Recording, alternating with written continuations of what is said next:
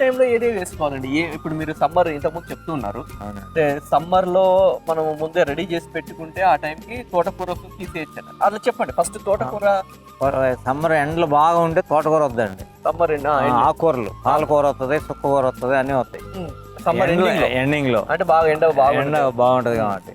తర్వాత మనకి ఈ చిక్కుడు సమ్మర్ లో మనం విత్తనాలు పెడతాం.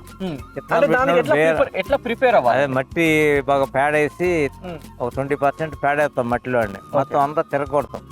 తిరగొట్టి ఎండకి సమ్మర్ లో బాగా డ్రై చేస్తారు ఈ మే నెల. అంటే ఓన్లీ మట్టి పేడ వేస్తామా ఇంకేమైనా కలపచ్చండి? ఇంకేమన్నా కలపొచ్చు, కానీ ఇది చెత్త చెదారం అంతా కలుతూ ఉంటదండి. అది ఇప్పుడు ఆకులు ఇవన్నీ దాంట్లో కలిపేస్తే అవి కుళ్ళిపోతాయి.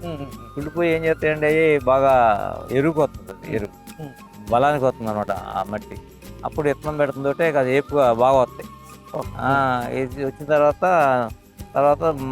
10 రోజులకు ఒకసారి పేడ కానీ అదంతా చెత్త ఇంట్లో వచ్చిన ఎరువు అంతా కలిపి మరలా ఈల్డ్ చేసి దాంట్లో పోతూ ఉంటాం అన్నమాట.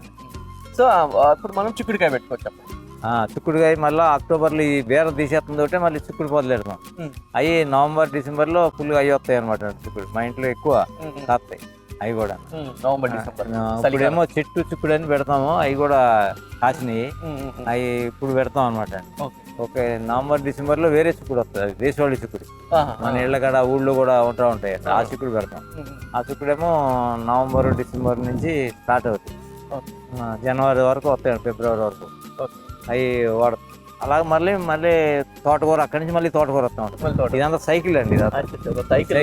సైకిల్ వస్తూ ఉంటుంది అనమాట. ఒక్కో టైంలో ఒక్కోటి వస్తుంది, బాగా వస్తుంది. సో దీని గురించి ప్రాపర్ గా తెలిస్తే మనం ఏ టైంలో ఏ మొక్క వేసుకుంటే బాగా వస్తుంది అనేది చిన్నప్పటి నుంచి ఇదే చేసాం కాబట్టి అదొక హ్యాబిట్ కింద, అందుకని కొంచెం బాగానే చేస్తూ ఉంటాను అనమాట.